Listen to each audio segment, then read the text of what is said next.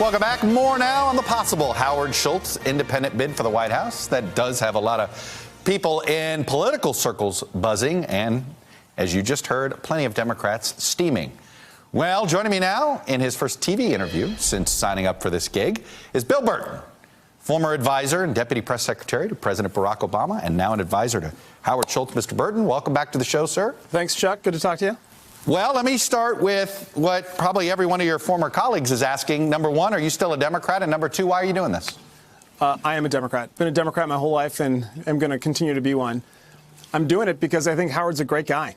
And I think that he loves his family. He loves his country.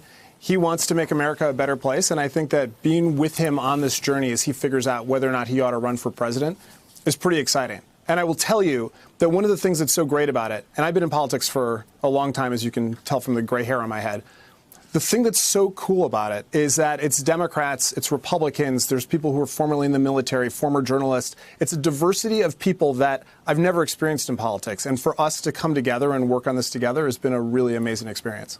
Obviously, you know the way Twitter works and social media. There's a certain op-ed you wrote in 2016 for the Sacramento Bee that's been making the rounds. Let me put up a piece of it.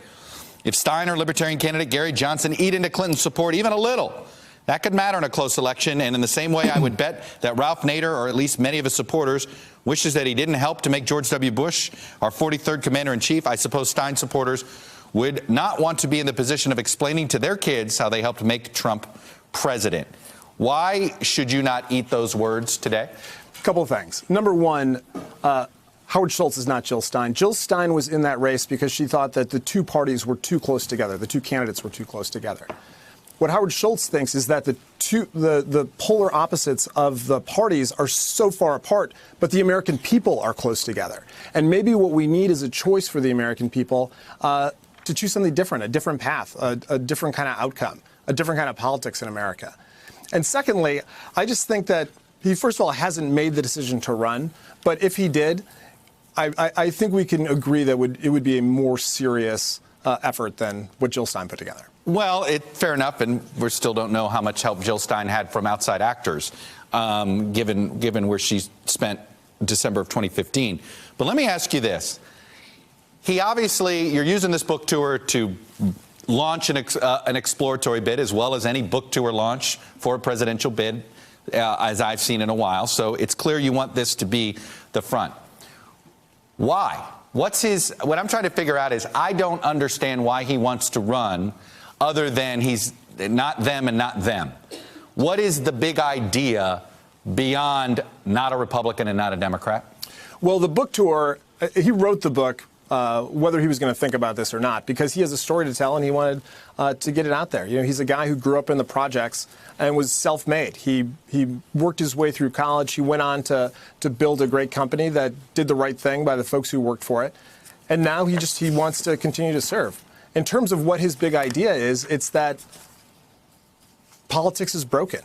And maybe we need a solution to it that risks the imagination of a new kind of possibility.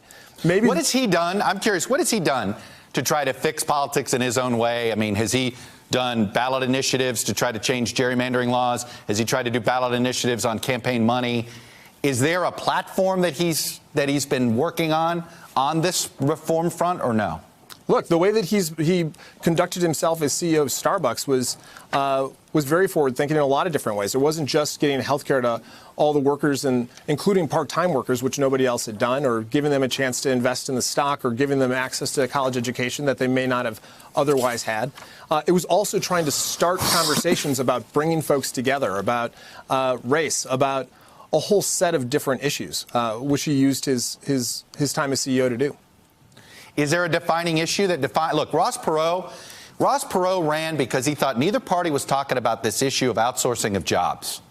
And it was true, okay? And he forced a different conversation.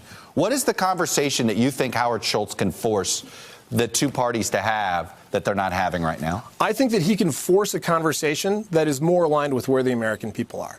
If you take an issue like immigration, you know, on the far right, you've got President Trump who wants to build a wall. On the far left, you've got Democrats who want to eliminate ICE.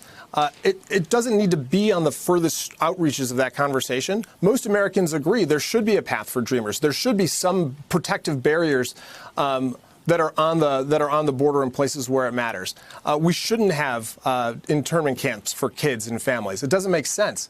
But because of the way Washington is operating right now, there's no path to actually getting a better outcome. We're stuck in this place where, the countdown is on for yet another government shutdown. There's a better way, and Howard Schultz is out there talking to the American people to see if maybe the solution could be a third-party candidate. He has spent a lot of time beating up Democrats. And not a lot of time talking about the Republicans. It sounds like he is more comfortable in the left lane. Now, maybe he wants to hug the center, but he's more comfortable in the left lane than the right lane. Is that fair? I wouldn't characterize it as that. I mean, when he came out and said that he was thinking about running for president, it's centered in the fact that Donald Trump is unfit for that office.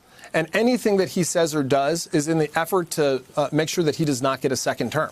So I would say that, as a lifelong Democrat, he just looked at the race this time around and thought, well, maybe there's a different path. Maybe the answer isn't just to have this fight in a handful of battleground states and a handful of battleground districts. Maybe it's all 50 states and every voter getting in the game. Why is he so sure the Democrats are going to nominate somebody that can't win? He's not sure about who the Democrats are going to nominate. But what he's sure of is that the way that we've been doing things is fundamentally broken. And so even if the Democrats nominate Michael Bloomberg, does he stay in the race or does he get out? Look, he's going to look at a lot of different factors after he gets to the end of this period of exploration, and then he'll make a decision. Why does he think he knows something Michael Bloomberg couldn't figure out? And as you and I both know, Michael Bloomberg desperately wanted to try to win the presidency without a major political party, and if he thought there was a path, he'd have done it. Look, I think 2016 was a different year, but I think that it is too lazy to look at a poll that was taken 4 years ago or 8 years ago or 12 years ago and make a statement about what's happening in American politics today. It's different. This is a different time. And I think that it's a time when Howard Schultz should be asking this question. He should have the right to go out to the American people and say, maybe we should do this differently.